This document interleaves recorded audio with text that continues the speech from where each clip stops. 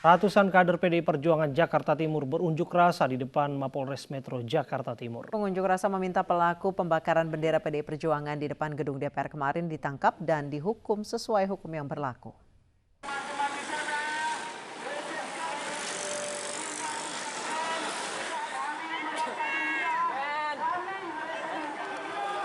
Masa dari DPC PDI Perjuangan Jakarta Timur mendatangi Mapolres Metro Jakarta Timur.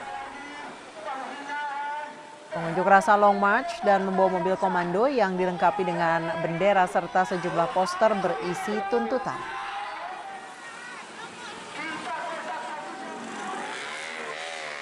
Mereka mendesak pihak kepolisian agar menangkap pelaku pembakaran bendera PDI Perjuangan di gedung DPR RI saat unjuk rasa Rabu kemarin.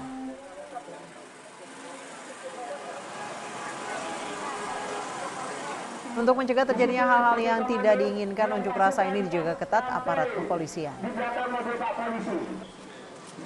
Oke, Bapak Ibu semua.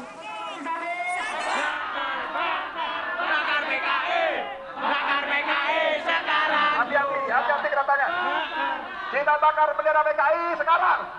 Nanti yang kita bakar adalah orang-orang PKI-nya. Yang kita bakar adalah tokoh-tokohnya.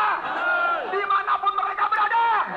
Mau di DPR, mau di MPR, mau di... Rabu sore kemarin bendera PDI Perjuangan dibakar massa saat berlangsung unjuk rasa di depan gedung DPR Jakarta.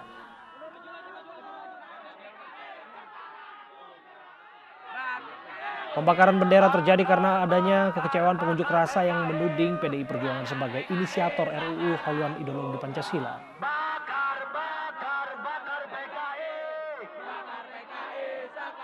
Dalam aksinya, massa mendesak RUU haluan ideologi Pancasila agar dicabut dari pembahasan di DPR karena mereka menganggap RUU haluan ideologi Pancasila mencederai nilai-nilai Pancasila. Hati-hati katanya. Kita bakar bendera PKI sekarang. Nanti yang kita bakar adalah orang-orang PKI. Kita bergabung dengan Lineke Utsiki yang sudah bersama dengan simpatisan PDI Perjuangan yang melaporkan kasus pembakaran bendera partai. Lineke, bagaimana informasi di tempat Anda melaporkan?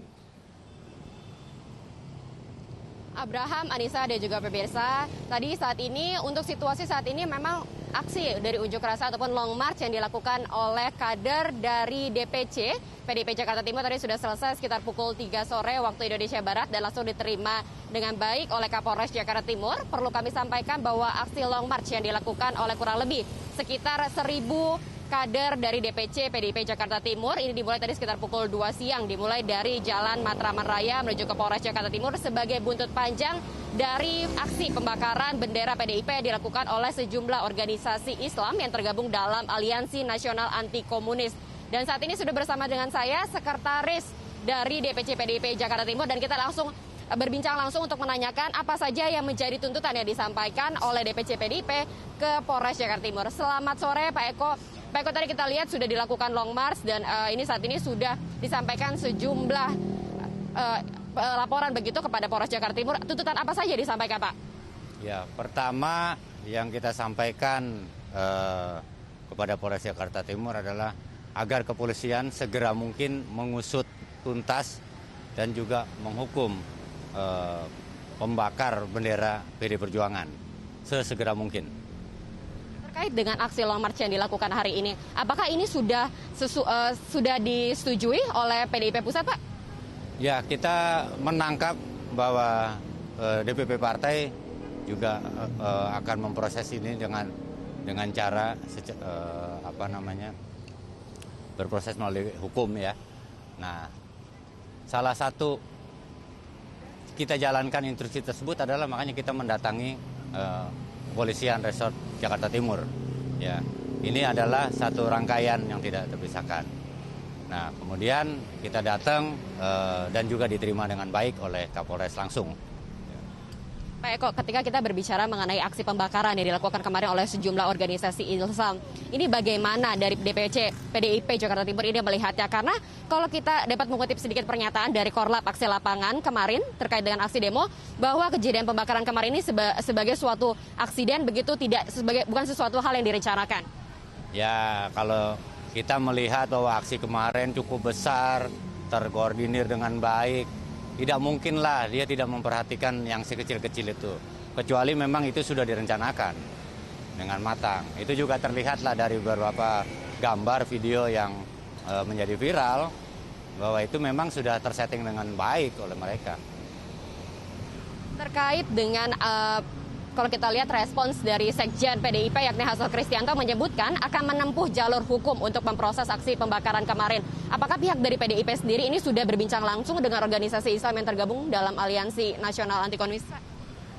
Saya tidak tahu untuk yang soal itu yang Pak Hasto sampaikan, tapi saya yakin mereka pasti sudah ada komunikasi. Tapi tetap yang namanya proses pembakaran simbol-simbol partai, apalagi PD Perjuangan adalah partai yang secara konstitusi diakui negara. Nah, itu merupakan salah satu bentuk anarkisme demokrasi. Mereka boleh saja menyampaikan ya ketidaksetujuan terhadap apa yang mereka tuntut. Ya, namun tidak bolehlah melakukan suatu hal yang anarkis. Ya. Baik, terima kasih banyak Pak Eko atas kesediaan waktu luangnya untuk berbincang bersama kami di iNews.